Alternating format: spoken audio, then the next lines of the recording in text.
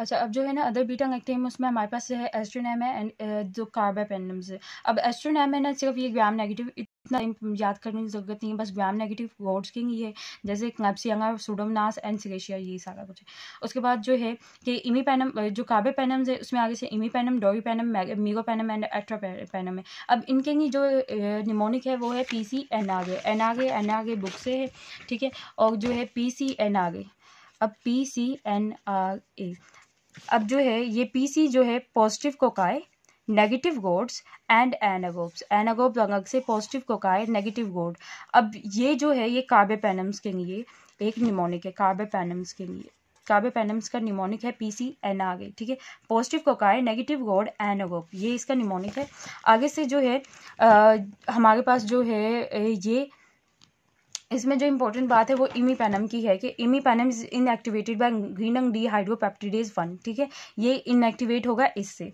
अब हमने क्या करना है कि सिंगास्टैटिन देना है, that is inhibitor of dehydropeptidase 1। तो इस वजह से इमीपेनम को इनएक्टिवेट नहीं होता, लेकिन जो है इनके जो साइड इफेक्ट्स हैं वो GI, अगर इमीपेनम एंड सिंगास्टैटिन साथ देते हैं तो GI, जेस्टर, स्किन रैश, ये सारा कुछ है, CNS टॉक्सिसिटी वगैरह। और इसमें बाकी जो है इतना कुछ इंपॉर्टेंट नहीं है, बस एक ये PCNRA एंड इमीपेनम का थोड़ा सा आइडिया होना चाहिए। और उसके बाद जो है थर्ड जो है बीटा नेक्टमेज इनहिबिटर्स आ जाते हैं कि जो नेक्टमेज को इनहिबिट करें, तो वो क्लावियोनिक एसिड, संगबैक्टीरियम एंड टेजोबैक्टीरियम है। उसमें प्लाज्मिड ये जो है these are important for the plasmid encoded beta lactamases, ठीक है। प्लाज्मिड इनकोडेड बीटा नेक्टमेसिस में, अच्छा ये देखो, ये प्लाज्मिड इनकोडेड बीटा नेक्टमेसिस के लिए यूज होते हैं, जैसे कि गोनोकोकाई, स्ट्रेप्टोकोकाई, इकोकाई। लेकिन जो है इंडिविजुअल क्रोमोसोमल बीटा नेक्टमेसिस, उनके लिए ये इंपॉर्टेंट नहीं है।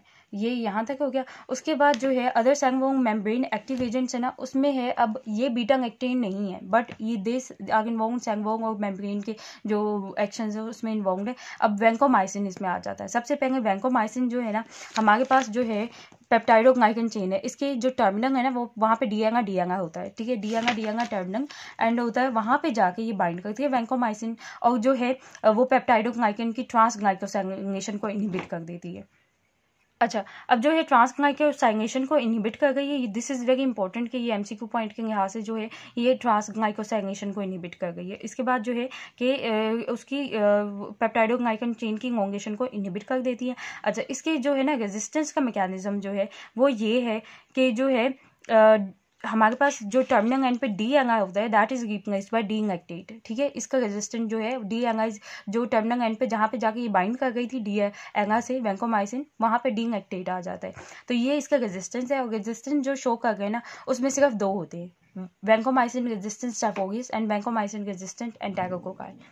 अच्छा, अब जो है ना ये वैंकोमाइसिन हम यूज़ किसी ये कर गए कि एमआरएस से जो मैथिसिन रेजिस्टेंट स्टेफोगियस है, इसके अलावा पेनिसिलिन रेजिस्टेंट जो है स्ट्रेप्टोकोकस न्यूमोनी, इनके लिए यूज़ कर गए हम, क्योंकि जो अब ये इनके लिए इनकी यूजेज है। उसके बाद जो है टॉक्सिसिटी में यही फीवर, चिंग्स, रैश, और इस तरह जो है अगर हम रैपिड इंट्रावीनस इन्फ्यूजन करेंगे तो रेड मैन सिंड्रोम आ जाएगा, ठीक है, बिकॉज ऑफ द फ्लशिंग हो गई होती है बिकॉज ऑफ हिस्टामिन रिलीज, ठीक है।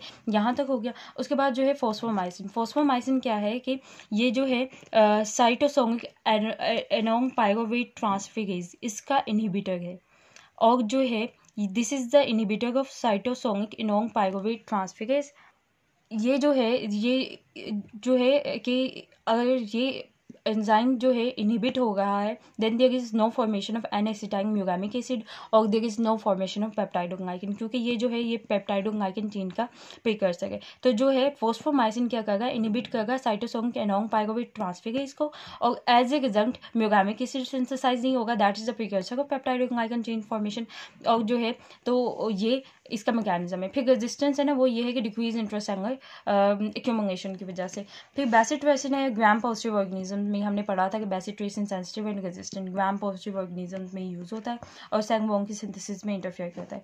फिर साइक्लोसेगिन है। साइक्लोसेगिन क्या है कि सेगिन जो है वो डीएनए को इनकॉर्पोरेट करता, ठीक है, कि जो डीएनए है पेंटापेप्टाइड में उसकी इनकॉर्पोरेशन को रोकता है ये, ठीक है। It inhibits the incorporation of DNA into the pentapeptide, जो ये पेप्टाइडोग्लाइकन की चेन है उसमें, और इसकी वजह से ये इसका एक्शन इस तरह से होता है। और जो है ये इसमें इंपॉर्टेंट बात है कि अगर जो है ट्यूबरकुलोसिस रेजिस्टेंट है सब ड्रग्स से, तो साइक्लोसेरिन जो है that is first line anti tuberculosis drugs. फिर डेप्टोमाइसिन है, वैंकोमाइसिन, जो चीज़ें वैंकोमाइसिन से रेजिस्टेंट है वो डेप्टोमाइसिन उनके ऊपर एक्ट करता है। जैसे कि vancomycin resistant staphylococcus and vancomycin resistant enterococci, उनके लिए ये यूज़ होता है। और जो है ये मायोपैथी करता है, इसका साइड इफेक्ट जो है, इसलिए क्रिएटिन फॉस्फोकाइनेज को चेक करते रहना चाहिए। बस ये कंप्लीट हो गया चैप्टर।